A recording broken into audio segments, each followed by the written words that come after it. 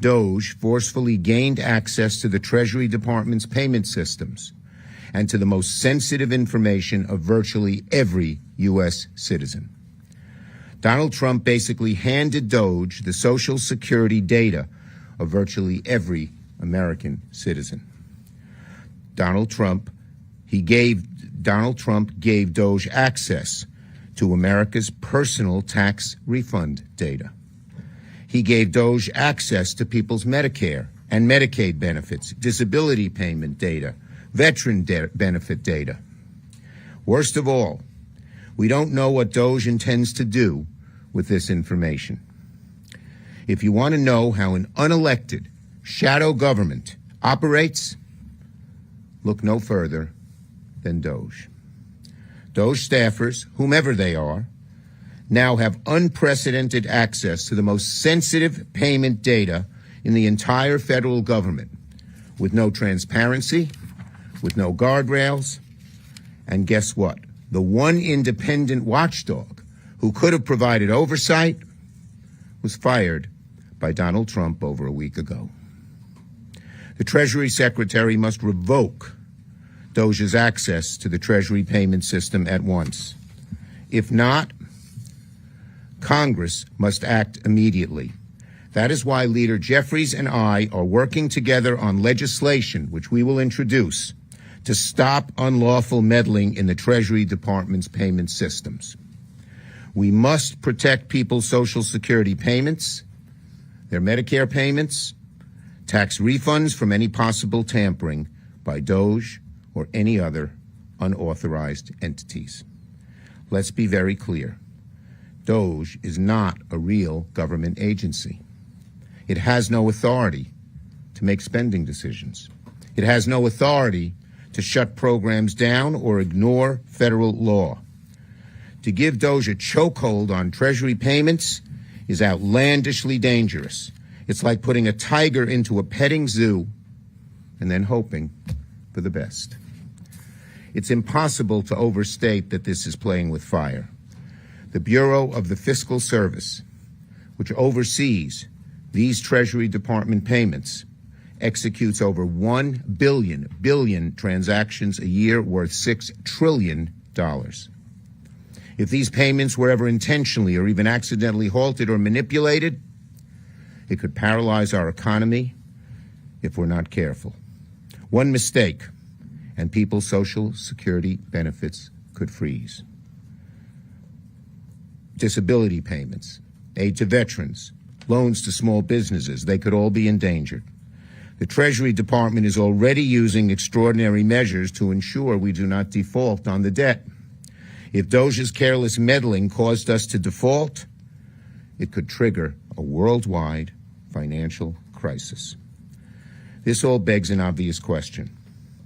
What does DOGE really want with this data? What possible reason is there to give right-wing extremists people's Social Security payments, Medicare payments, and personal information? Will DOGE try to halt Social Security or Medicare or Medicaid payments? God forbid. God forbid. Will DOGE cut funding to programs approved by Congress that Donald Trump decides he doesn't like? What about cancer research, food banks, school lunches, veterans aid, literacy programs, small business loans? How do we know DOGE won't use its access to the Treasury to enrich Donald Trump's billionaire friends? What if they go after business competition of DOGE's leadership?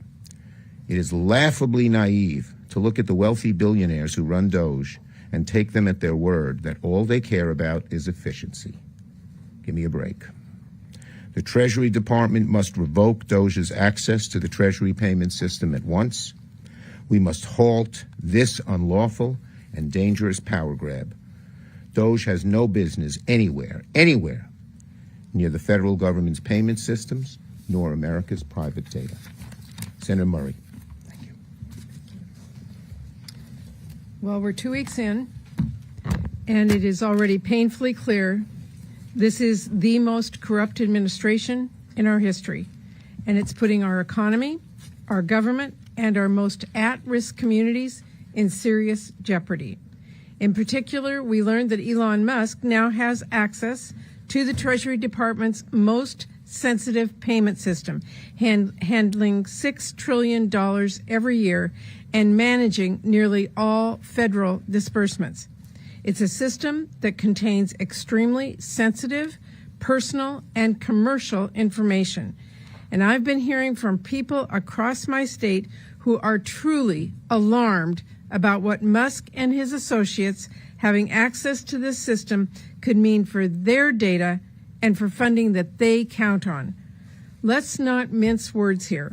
An unelected, unaccountable billionaire with expansive conflicts of interest, deep ties to China, and an indiscreet axe to grind against perceived enemies is hijacking our nation's most sensitive financial data systems and its checkbook so that he can illegally block funds to our constituents based on the slightest whim or wildest conspiracy.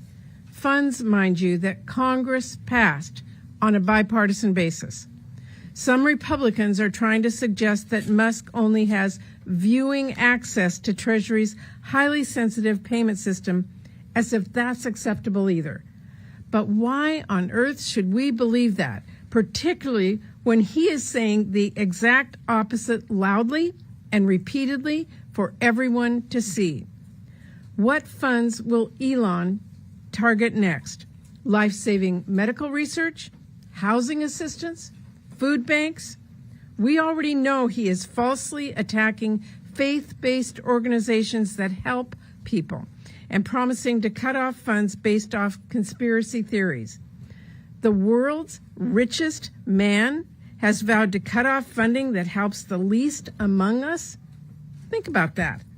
And next, think about how many dollars he himself makes from government contracts. And the Trump administration is handing the keys of the Treasury to him. It does not get more blatantly corrupt than that. And let me underscore just how dangerous this is, because now that Trump has handed over Treasury's checkbook, what if Elon decides he doesn't like how Ford is getting federal funds to build an EV battery plant? What's next? All Elon has to do is say, oh, they're woke, and he can convince Trump to illegally cut off those funds. Maybe Elon will decide he doesn't like that Blue Origin and not SpaceX gets a contract, so he wants to gum up the works on their payments. Private corporations and competitors take note.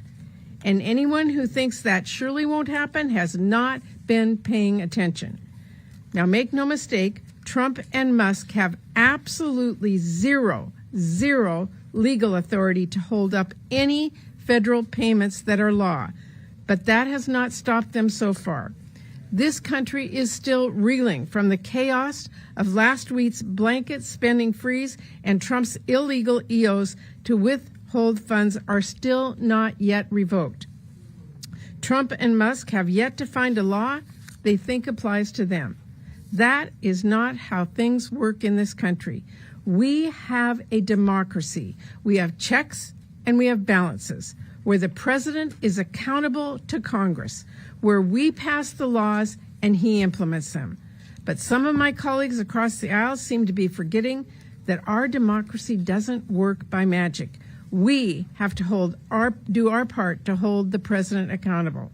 Our job is not to say yes to everything any president does, no matter how lawless or harmful. Democrats are pushing back with the tools that we have. We'll speak out.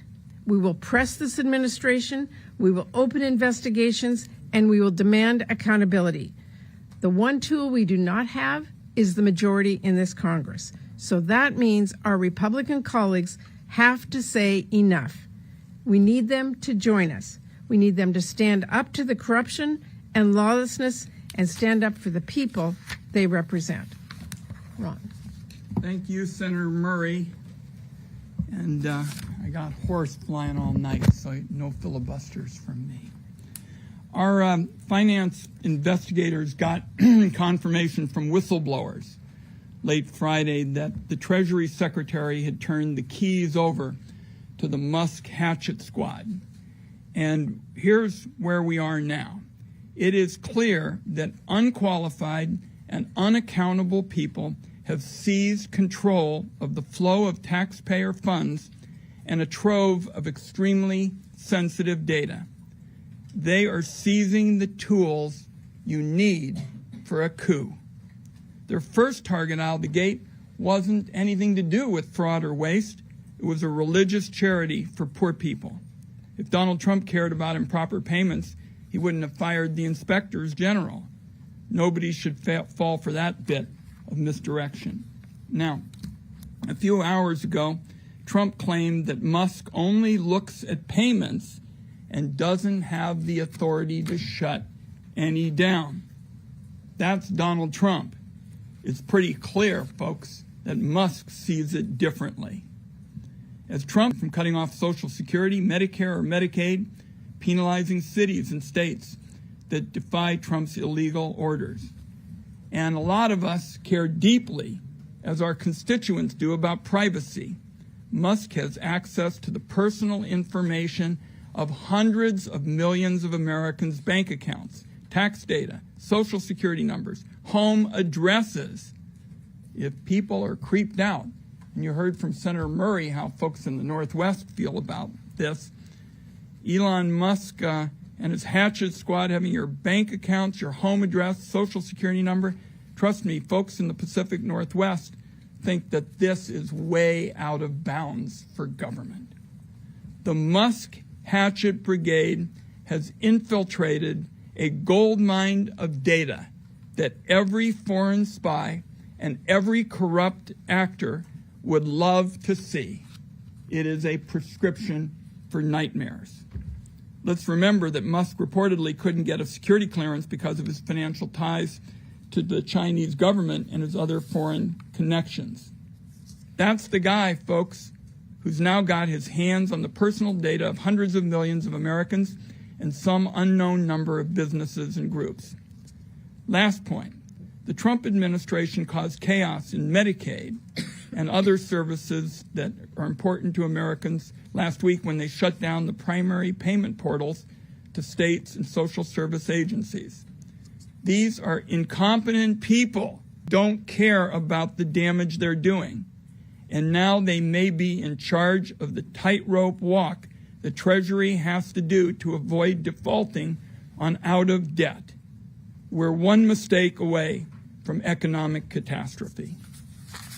Senator Murray, who are we going to next? Okay. Senator Warren. Thank you. Thank you. So I just want to be clear about what's going on here. The system that makes sure that your granddad gets his Social Security check, the system that makes sure that your mom's doctor gets Medicare payment to cover her medical appointment, and the owed has been taken over by Elon Musk. And every organization from your state government that uses federal money on that bridge project to the local Head Start that takes care of little kids while their mommies and daddies go to work is now at the mercy of Elon Musk. Maybe you get paid or maybe you don't, because now it appears that all of us work for Elon Musk. Elon just grabbed the controls of our whole payment system, demanding the power to turn it on for his friends or turn it off for anyone he doesn't like. One guy deciding who gets paid and who doesn't. It is not the law, but it is the reality. Now, there's a second problem here. It's not just payments from the federal government that are now in Elon's control. Elon and his handful of friends now have full access to your personal and financial information that's in the system. Your payment history, your Social Security number, your bank account numbers. Elon now has the power to suck out all of that information for his own use. Now, whether it's to boost his finances or expand his political power, it is all up to Elon. And there is a third problem. In order for this handful of programmers to gain access to our $6 trillion payment system, we don't know what safeguards were pulled down. Are the gates wide open now for hackers from China, from North Korea, from Iran, from Russia? Heck, who knows what black hat hackers all around the world are finding out about each one of us and copying that information for their own criminal uses. Donald Trump and his billionaire buddies are determined to take over this government to make it work better for themselves and worse for everyone else. And this is just the start. As we gear up for the tax fight, it will become even clearer that Trump will open the doors for his billionaires and giant corporations to find more ways to loot the government at your expense. Meanwhile, everyone else pays more for groceries, more for housing, more for prescription drugs, and more for health care. When unelected billionaires start ransacking our government offices, this is not business as usual.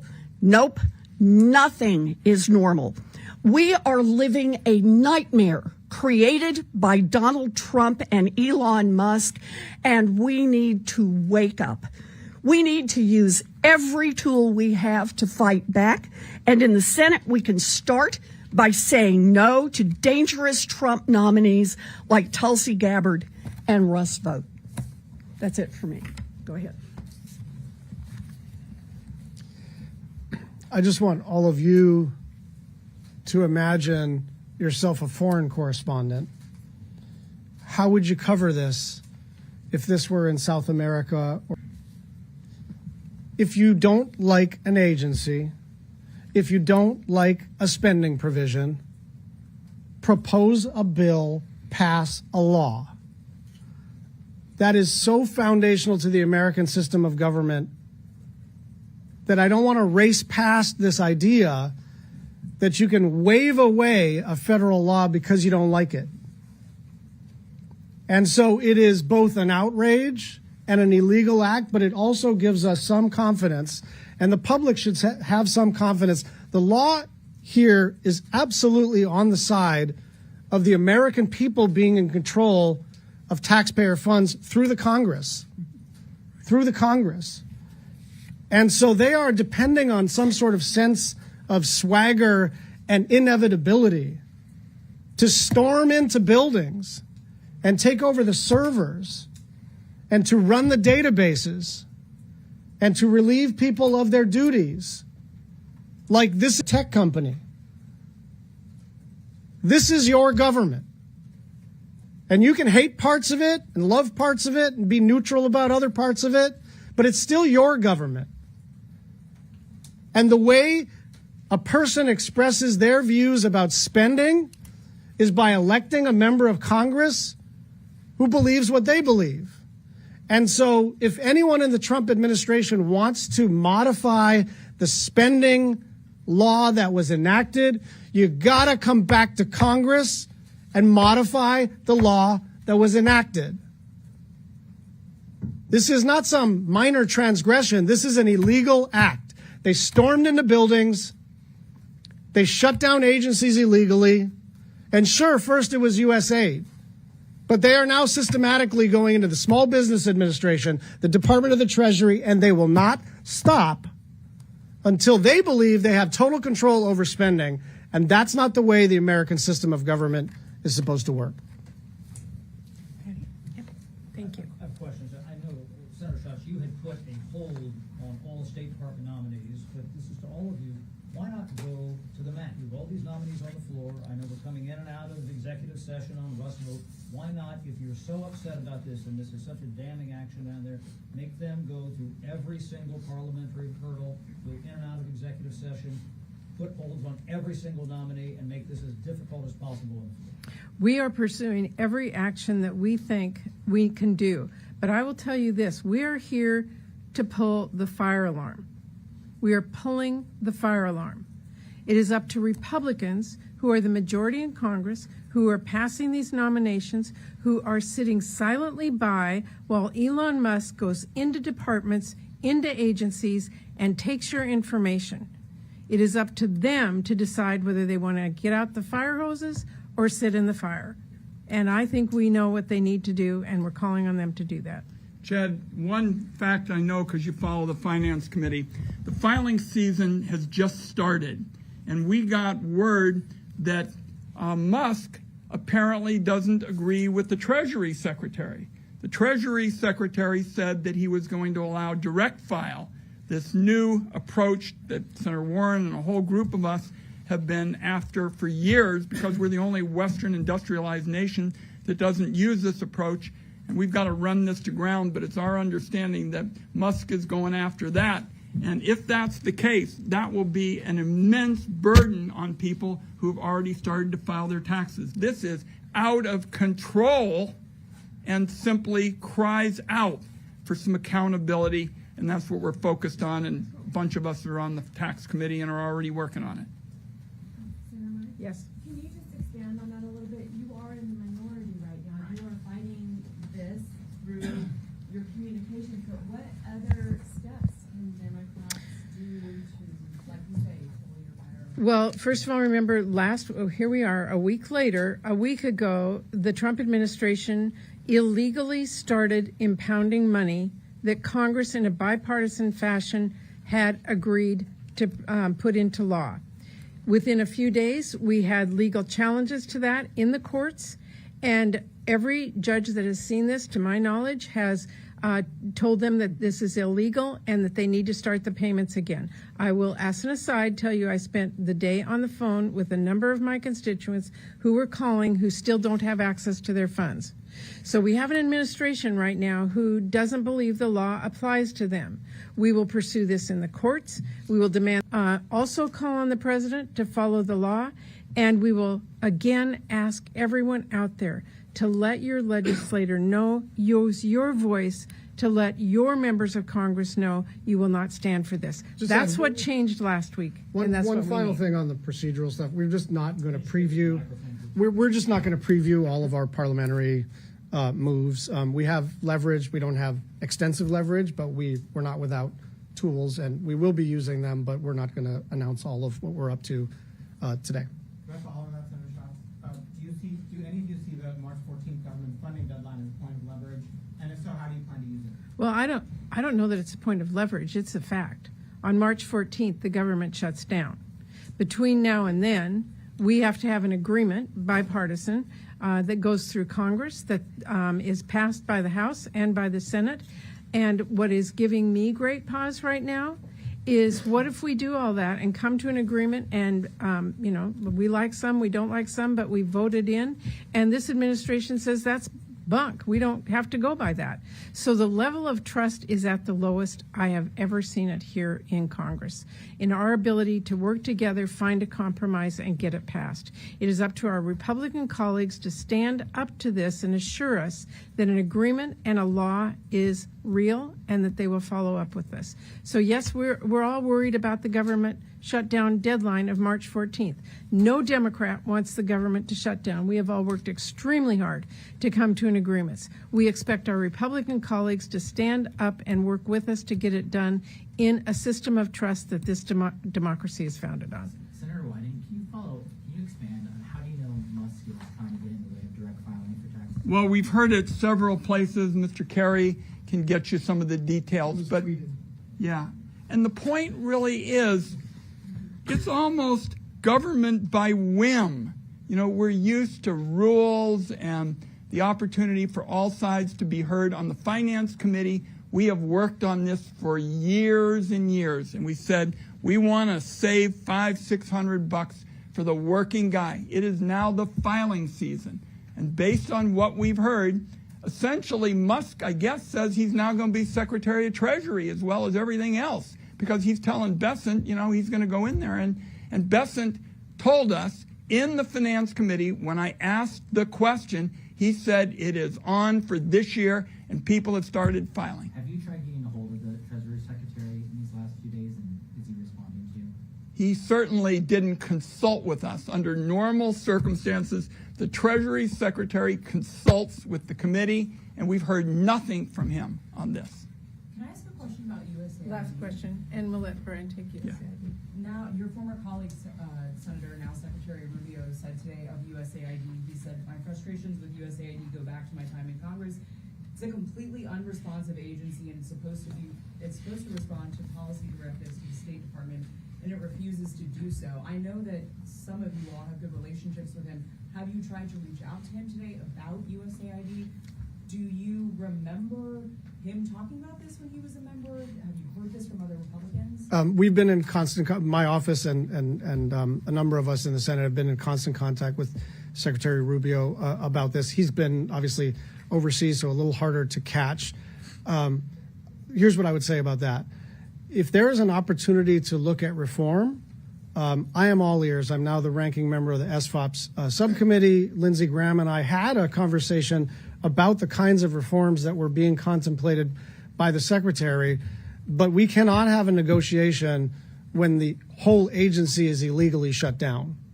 If the agency is reopened, then we can start acting like adults again and have a negotiation, but right now they've illegally shut down all foreign aid. One other point of fact for you is we passed the foreign assistance appropriations bill in Congress last year. It was completely, everyone voted for it on a bipartisan basis. Across the board, every single member, no one raised any issues that you just stated. No one. And we had a full committee hearing and markup, and none of that was raised. Can I just ask one follow-up? I have heard from someone with USAID who's stationed abroad who has not been locked out of their systems. You're saying everything is shut down. Is that the case? I can't speak to individual employees. What I can tell you is that money is not flowing. I can tell you that medicine is not being delivered. I can tell you that there is medicine on the dock that was abandoned and spoiled. I can tell you that people are evacuating countries. I can tell you that there is an outbreak of Ebola in Uganda and Marburg virus in East Africa. And all of those programs are either completely shut down or hobbled to the point where people can't deliver aid. And it's not just about providing life-saving care. It's about maintaining stability overseas so that that instability doesn't visit us in the United States. Thank you all very much. Thanks.